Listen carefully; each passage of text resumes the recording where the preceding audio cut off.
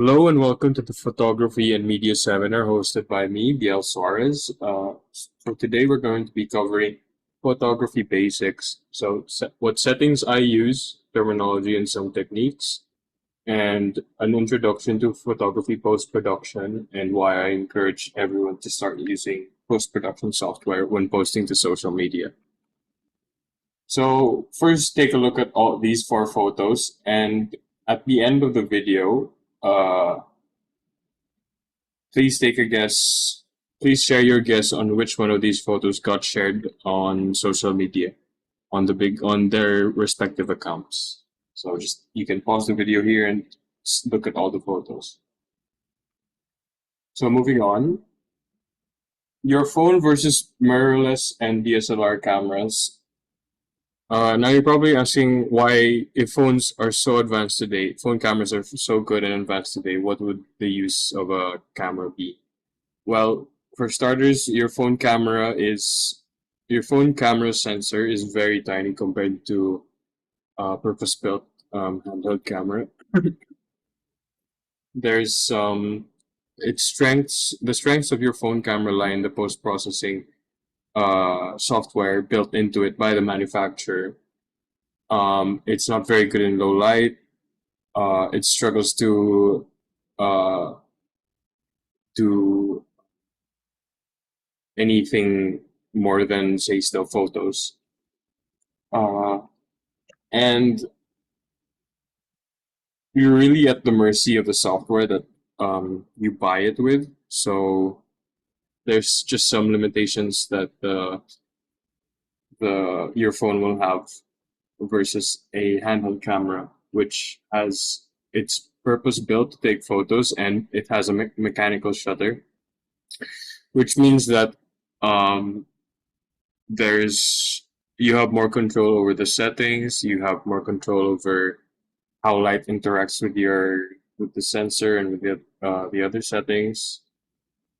The only problem is that it can get very expensive, and you need, say, a computer or a laptop to really to export these photos right away. So how does a camera work? First of all, this is the metaphor that I like to use. Imagine a bucket is left out in the rain to collect water. The bucket being your shutter, and the rainwater being like the longer you leave the bucket in the rain, the more water you collect. So this is essentially also how a phone camera works, but with a purpose-built handheld camera. These you can control the way light enters your camera in finer detail. So just some common terms. Shutter speed is how long your camera's bucket stays in the rain and is exposed to light, measured in fractions of a second. You'll see this later on with a picture of the settings screen on my camera. ISO sensitivity is a standard set by the International Organization for Standardization, which represents sensitivity to light. Those of you who do film photography will be familiar with this term, as some film rolls come in higher ISO settings than others, which makes them more sensitive to light. So aperture is the size of and then moving on, aperture is the size of the opening in your camera lens. This determines how much light enters your camera and hits the image sensor. This can affect depth of field or how blurry the background is in an image.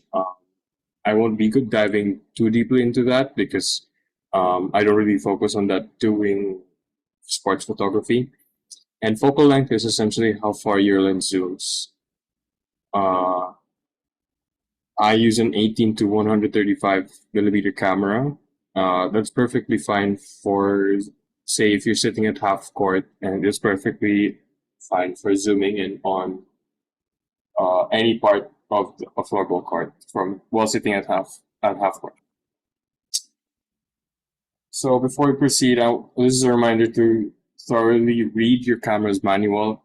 If you're using Nikon or Sony, I I use Canon, so some of the settings will be named different things depending on what brand of camera you're using.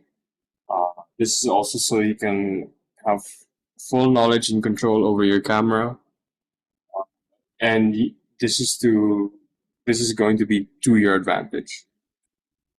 So this is the screenshot of my camera screen as I used it. I have it on shutter priority. I think it's PV for Canon on the dial and S for Nikon on the dial.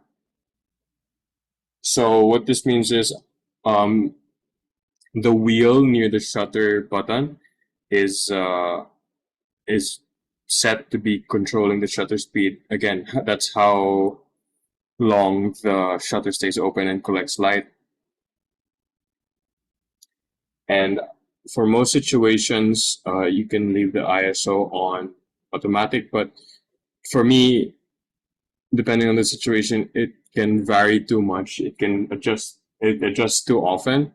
So I just leave it at the value that I'm comfortable with, say, and you'll see those in the photos later that we'll be reviewing. For my autofocus setting, I have it on AOE servo. Again, there are three settings that, for Canon at least, there are settings in which you can use the, this is for the autofocus. There are settings in which you can use the autofocus different ways. This set AI servo allows me to, that sets the autofocus, that lets the camera know that the subject I'm shooting is going to be moving, which is perfect for sports. And then there's another setting that you can use for portraits. And for the file format, I like shooting in large JPEGs because they're easier to upload and download onto my phone and upload to social media if I need it right away. But in contrast to JPEGs, you can also shoot RAW, which gives you the highest quality files to edit. It's the best possible image quality you can get while shooting on a camera. But the downside is they're big. You can't really post them. Sometimes you need software to process them, and it can slow your camera down if you're trying to shoot. If you're trying to shoot continuously, and raw files, you probably do need post. You need to those need to go through post production. So for lens, anything from 18 to 200 millimeters, that will get you to from one side of the card to the other without really without without much loss of detail. Something with fast autofocus because your subjects will be moving very fast. And for most of these pictures, I used an 18 to 135. So let's go through some photos. This is Team Thailand, and I think they were practicing before. This was in the semifinals, I think. So if you see in the bottom left, those are my photos and my camera. Um, that f-stop, that's the aperture that I mentioned a while ago. Leaving my camera on shutter priority means that the camera will compensate for everything else while I control the shutter speed. So 5.6 is the aperture that it set itself to, where everything else would be crisp. And this is the result that I wanted. I set the focus point to um, their faces.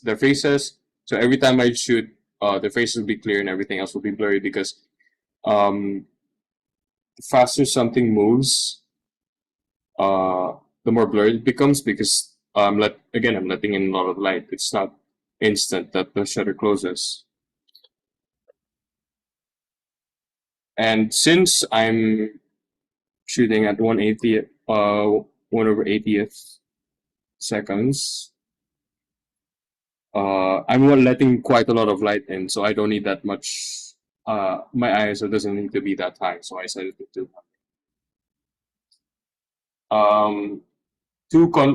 These two contrasting photos. Uh, Again, on the left, you see it's blurry, but the stuff in the frame that was standing still at the time, they seem clear, like the blade, the stick, the foot, the shorts, the number 89 on his on the American shorts. Those are clear because those were relatively still as I was following them. And then on the right, this is much faster shutter speed. So these subjects were moving, but then since I wasn't letting I my shutter speed was fast, I could just instantly they would instantly be there.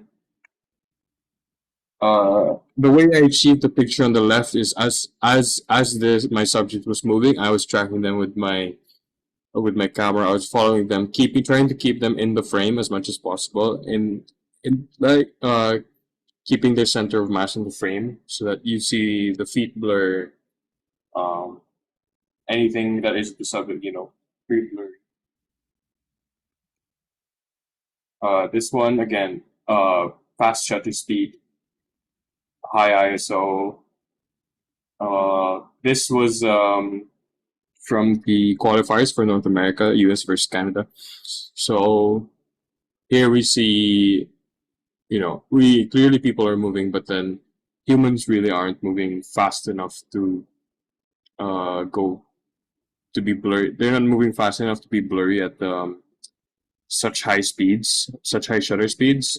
So here's an example. Now we see they're obviously going as fast as they can, but 1/400 is really fast enough to capture people running as fast as floorball is concerned. Here I was sitting right courtside. I was sitting on one of the in the VIP area when no one was there yet, and I managed to get these photos. What I find interesting here is that I believe I set my focus point to be automatic, so the camera would decide for me where it would focus, and it managed to capture the players just perfectly. And this was just one continuous movement, so I was following them coming from the left, going to the right, and as Melvin was knocked over by the Australian player, I just kept shooting. I didn't stop shooting until he got up. So in that one burst, I managed to get about 17, 18 photos, something like that. So that's quite a high photo count, and not all of them turned out as well. Let me just say. So what should you look when going through your viewfinder? Well, it helps that we're doing a sport where people's faces are clearly seen. Care for the goalies. People automatically relate to other people, so expressions, extreme emotions seen on their face. So people relate. If not everything's clear, then you can focus on their eyes. First priority is like eyes, then the whole face, then the body, then the silhouette. That's why for me, I find pictures where I'm sitting behind players, just taking pictures of their, the back of their jerseys. I don't find those as compelling as, say, something like this that you see on screen right now, where a lot of players' face can be seen. They don't do amongst each other. There's some emotion. You see them happy. It could be any situation, I guess, and that makes it relatable. So seeing people's faces and emotions in your photo will make it more relatable. So this is my process for covering floorball. First, I take some test photos by walking around the venue, seeing where the best lighting is. If you look at the venue that we had for AOFC qualifiers, it was towards the where was it? Opposite the control booth for the stream for the broadcast. It was that area where the lighting was not very good, and I like taking photos in the corners because that's where the duels happen, especially in floorball. It was quite dark there, so I had to compensate a lot by exposing up on my camera. Uh, so it would seem like not all areas are well lit. So I do. cover quite a lot of ground when I'm taking photos for floorball. For example, in the first period, I'm taking pictures of Team A, then the second period, Team B. Then period three, I try to do action, but I don't get a lot of photos if it's a one-sided game or something, or there's not a lot of action going on because it's not very compelling. Um, if we see on the uh, if we look at the uh, photos, you can see that I like getting shots of the goalies because especially for action because most of the time their face is obscured, right? So you can't really see it. Um, Team huddles before each period starts or before the game starts, goal celebrations. The goal celebrations are good for social media because teams would want to post that right away if they're doing play-by-play updates. But uh, having exporting that many photos is a quite tedious task.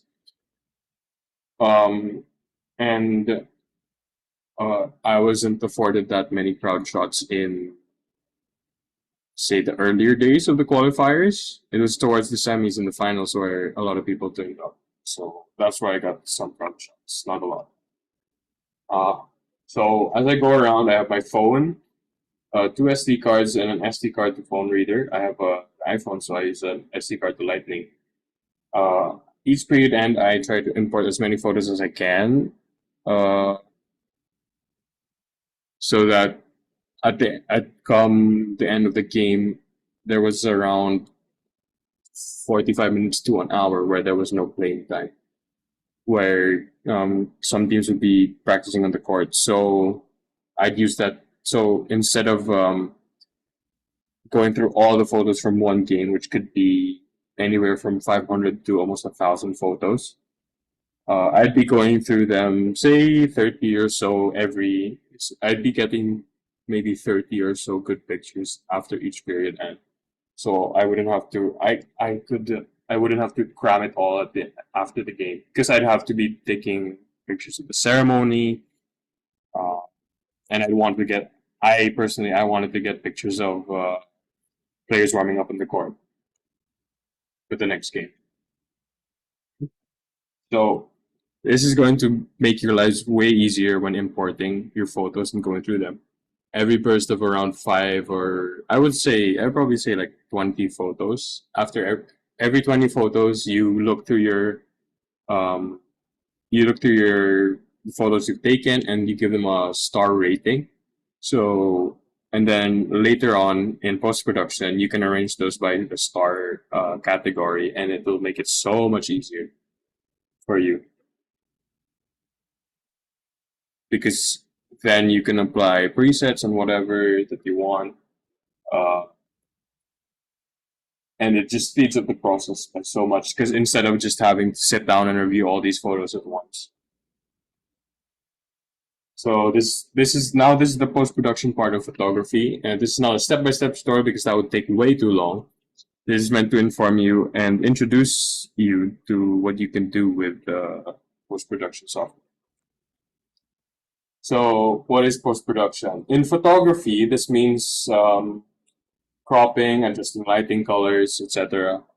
I highlighted the removing unwanted objects and adding special effects. Now, I personally don't do this because my background is in journalism, and according to journalistic standards, I was taught that doing the last two things would compromise the rigorous standards for journalism because that would be sort of manipulation already. That would count as manipulation. So the most I do is cropping, adjusting colors and lighting.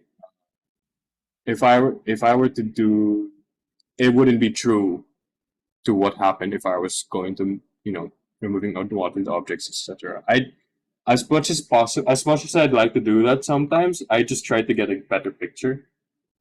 That's how I compensate for sometimes not having instead of and also that would be make the process of post production way longer.